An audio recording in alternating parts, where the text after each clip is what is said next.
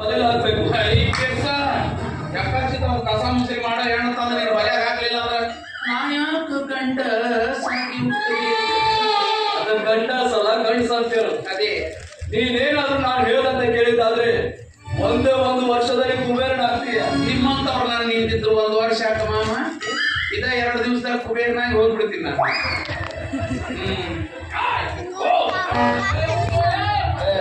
ಬಂದ